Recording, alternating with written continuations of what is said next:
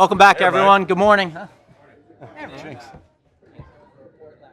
Describe your relationship with Jalen as a work in progress. I'm curious, entering your fourth year, how is your relationship with Jalen, and maybe how did last year test it? Only thing you can judge your relationships on is your personal interactions with people, not any report that comes out. And Jalen and I's relationship is good. It's again, you just can judge it based off of what your personal interactions are. And so when you hear a report like that, you don't put much stock into it because, quite frankly, not everybody sees that. So I'm so excited for him and I to get into our fourth year together. We've done some pretty special things, and I'm really excited for him. He's worked so hard at his game. I'm excited for him to be able to get back out here today and have a good practice today. And, just looking forward to continuing to work with him and continue to build on the special things that we've done. With the change in your role a little bit, how has that changed your relationship with Jalen? You have to work real hard. You know what? That's a good question because I'm not in that quarterback room all the time anymore. So it's like some of those times you'd have that natural relationship because you're always in there. But what I think's been beneficial for that everybody needs that time with me, not just me being in the quarterback room, me being able to be in the defensive end room, me being able to go into the linebacker room. So naturally, when you're not just with the quarterbacks, you have to carve out a little bit more time to talk to them, that you wouldn't get when you're in there all the time. So yeah, you do that I do that for every position, and now I just have to do that a little bit more with the quarterback position because I'm not in there full time. To both of you, I guess there was a report about the coordinators and how you involved in the hiring. Nick, you talked about it. Could you guys kind of clarify that process? I can do it. I feel included a little bit in this. Is this work? Is this like the does draft? this work? Yeah, no, that's exactly what I was thinking. I don't think this works. I think through our process of looking at our first round pick, I feel like myself, our scouts, we had great information on him. Obviously, he went to Toledo. Nick's college roommate is the head coach of Toledo. When Nick came to me and he said, "Hey, I got this information on Q," it made me feel much better about the selection that we already felt good about. It's the same process for when we do coaches. Nick will come to me and say, "These are the guys I'm thinking about. Do you have any relationship? Do you know these guys?" Obviously, I've been in the league a long time. I had prior relationships with both of those guys. It makes him feel better about the decision he's making. I mean, these aren't under-the-radar guys. These are talented guys that have been in the league for a long time, and that's how good organizations make decisions. At the end of the day, I'm responsible for the players that I bring in here, draft, free agency, and he's responsible for his coaching staff, but we work together. That's the whole part of being a team. Howie, it's our first time speaking to these coaching staff changes. What factor into those, and how's it different without that? Yeah, I think you're constantly looking at ways to evolve as a staff. You're kind of looking at things that you can do different. And I think from our perspective, we made a bunch of staff changes. I think total 6 people have kind of changed roles. We're excited about that. We wish all the best to the people who left here. And obviously, as we go through the 2024 season starting today, really excited about that. And we'll all be judged on the results. Nick, what kind of changes should we expect to see out here, whether it's length of practice, or physicality, or whatever? Yeah, obviously this first week is going to be, there's an acclimation period that everybody has to go through, week in, week out, but particularly that first week. You'll see some different things, but again, that's so fluid. Like, you're always constantly, like, to this morning I added 10, 12 plays to practice. I'm like, hey, we felt good yesterday, guys came back in great shape. You know what, I want to work a situational period today that's going to add a couple plays. I want to work a conditioning period today that's going to add a couple plays. But that changes based off of how the day is and how you think the guys are. That's just something that's completely fluid. You'll see a lot of the same things, and there'll be obviously differences. Everything was evaluated last year from last year, and again, don't want to belabor and talk about. We've answered all the questions from last year. We've talked about that, but the things that we learned from every practice length, practice schedule, schemes. Everything's been evaluated, and everything that we felt like needed to be tweaked has been tweaked. Now, as far as acquisition, I know you're always talking about acquisition period runs up to a trading deadline, and always looking at the roster and ways to improve it. He's looking at me. Yeah, Okay. There Sunglasses. yeah. Thank you. So, There. but anyway, when you look at this roster now, how do you evaluate it? Are you happy with it? I mean, do you see any strengths, weaknesses, anything like that you can share?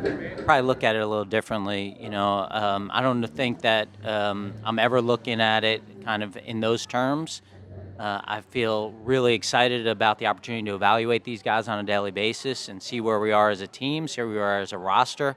We're going to spend a lot of time making sure that we know every player that's on our 90-man, 91-man roster at this time, and be open to ideas about improving that roster. I think that when you get in a position in this league and you feel good about something, it's a very humbling league, and things happen. So, it's our opportunity to constantly have our eyes open about what we see.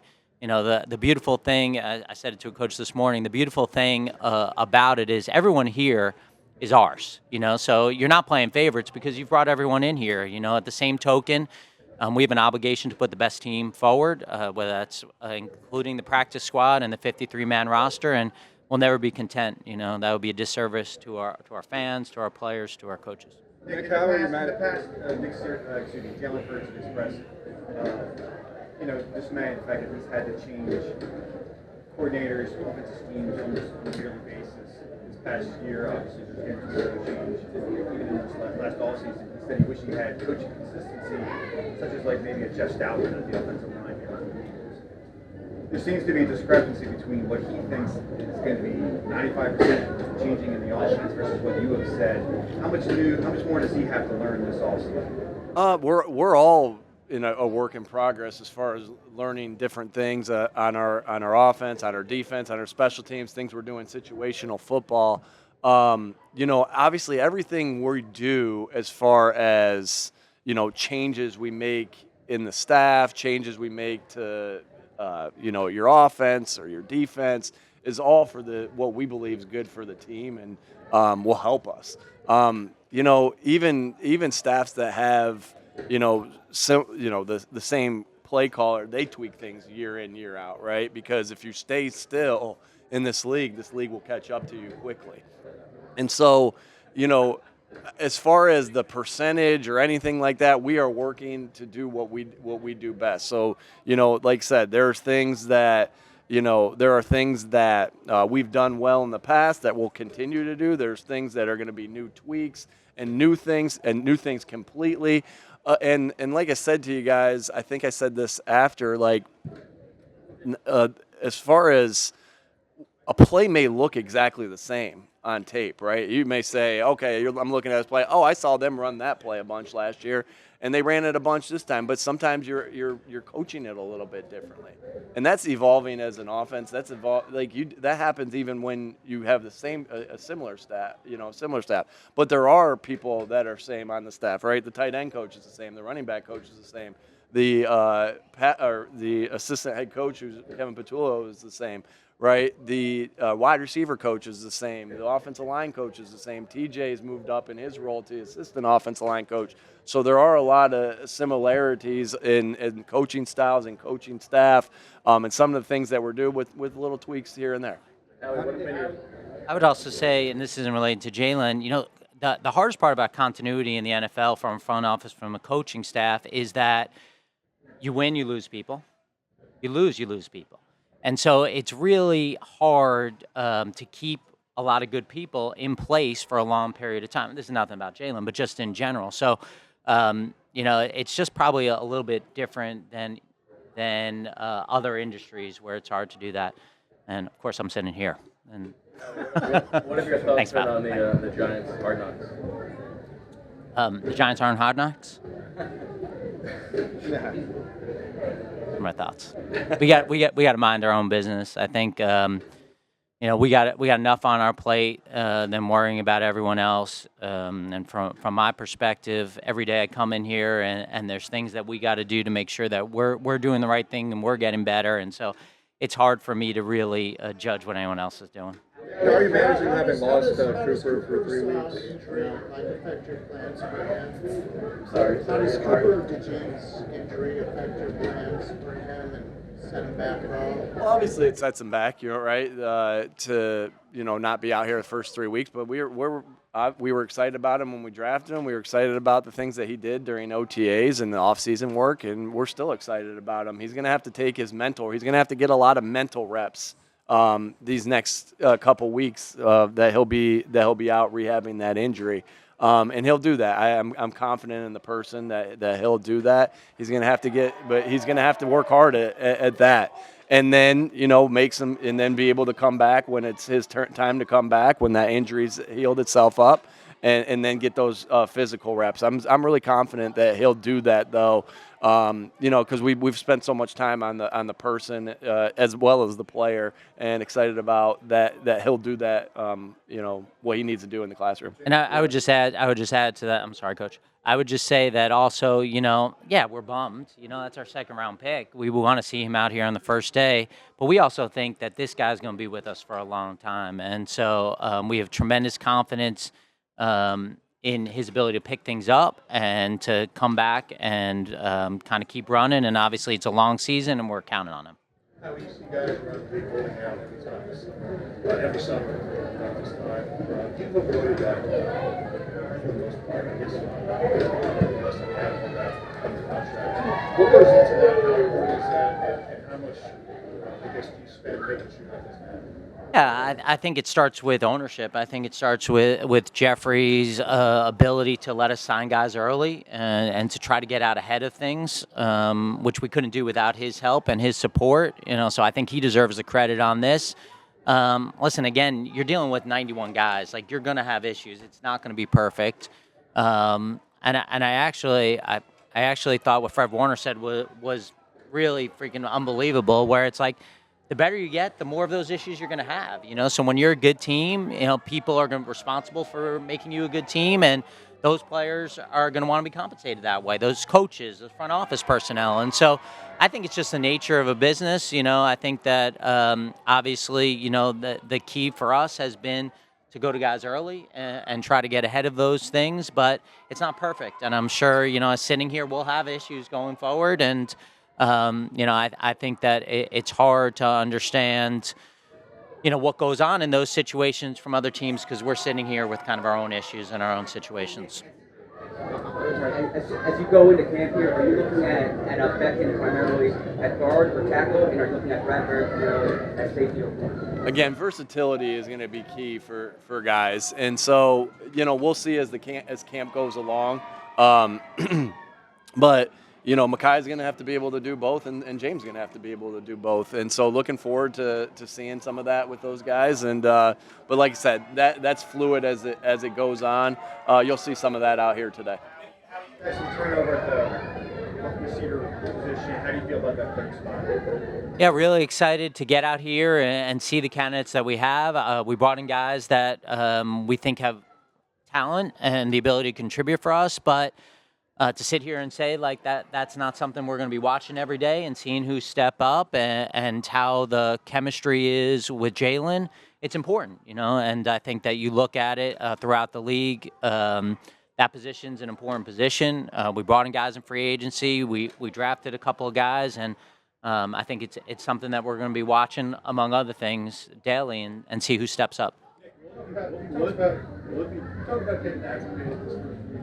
When in your mind does the competition at some of these spots really start to heat up and you say, oh, we're not getting that? Well, right away. I mean, everything's being evaluated. Everything they do. The conditioning test was evaluated. The way they came back was evaluated. The way they're going to practice with helmets is going to be evaluated. The way they practice with and the way they walk through is going to be evaluated. So every competition it started in OTAs and it's going to continue here. Now, this is football.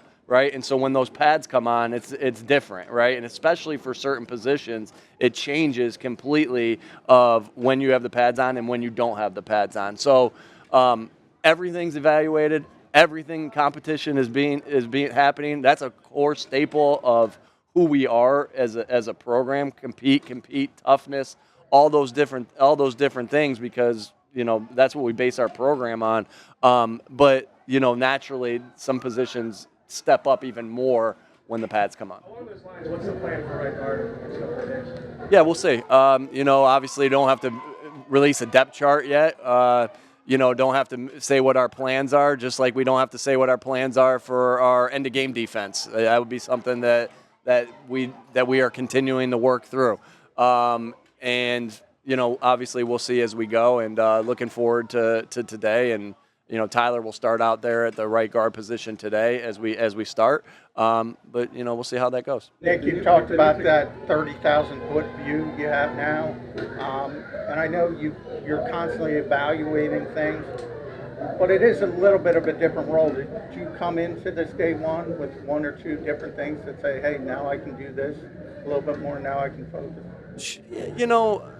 Obviously, the way you come out here and I'm going to be coaching guys up, right? And that's what's fun. You're going to be able to go but I feel like I've been doing that since, even though I was only with the offense, or I wouldn't say only with the offense, yeah, I mean, I'm just looking forward to getting out here and coaching guys up. And it doesn't matter what position, whether it's, Paris Campbell, or whether it's Rick Lovato, or I don't have a ton of great coaching points for the long snapper. That's not my expertise. Who walks by next will be the next name called out. Or whoever it is. But I'm just looking forward to getting back out there, coaching guys up, and then getting in the film room and kind of living out our core values. Is it difficult to kind of just explain it and teach it to 90 guys? What's the process been like figuring out snaps and figuring out how to practice it to really get everyone? Obviously we've spent a lot of time on that, and really going to keep that close to the vest, obviously, because that's new for everybody. Everyone essentially is year one coordinator for the new kickoff and the kickoff return. And so we'll keep a lot of that close to the vest, but I'm really confident in our special teams coaches. We've continually gotten better at special teams throughout these past 3 years. Michael Clay deserves a ton of credit. He's done an unbelievable job. He's a great young coach who works daily to try to get better. The guys love Coach Clay. The players that play for him play their butts off for him. And that's just a testament to him, Coach Panunzio, Coach Tyler Brown, Coach Seeley, and just the guys that have been here helping us, continuing to improve. But looking forward to the new challenge of that element of the game, because it's going to be new for everybody, but we'll keep a lot of that close to the vest as we go. For so long you guys have rotated a lot along the defensive line. Vic's history seems to be to lean a little bit more heavily on his top guys. How do you find common ground? Yeah, first I'd like to give Coach a lot of credit for incorporating crowd noise into our press conferences this year for our players. Got to be able to focus in stressful times.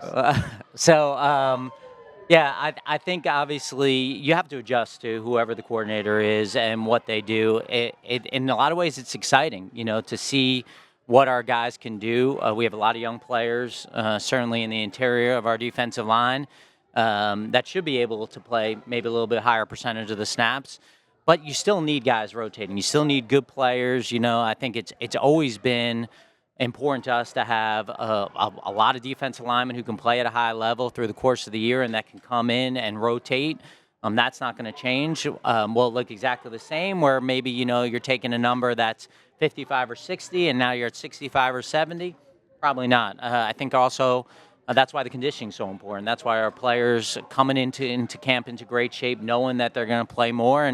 And I think it's all going to be player dependent, on how they're playing. But it's something that's probably a little bit different, but not significantly different. And Vic Fangio hasn't been, just adding to what Howie said, Vic Fangio has been a great coordinator in this league. And we're not talking 10 years, 20 years. We're talking 3 decades worth of being an unbelievable coach. And so you don't do that unless you adapt to the players that you have, and you adapt your schemes, you adapt to your surroundings, you adapt to the way the game's changing. and we feel good about we feel good about our depth. I know Vic feels good about our depth, and looking forward to guys like Marlin and Morrow. Those guys continuing to develop and play a good role. Those guys, particularly those two guys, have shown toughness. They've shown their hard work throughout the offseason. They came back in great shape, and I'm looking forward to seeing those guys go out there and practice and having good camps. And one of the things, Bo, too, I think, for us, we've been very fortunate here where we've really given our young players kind of the ability to kind of develop and not play as much. I'm really excited to see the opportunity for those guys going forward because of where we are. Obviously, we have a lot of high-paid players here. There's great opportunity for young players for us going forward, and I think we have the right players here. That's one of the exciting things about this camp is seeing these young players get an opportunity to carve out a role, how significant that role is.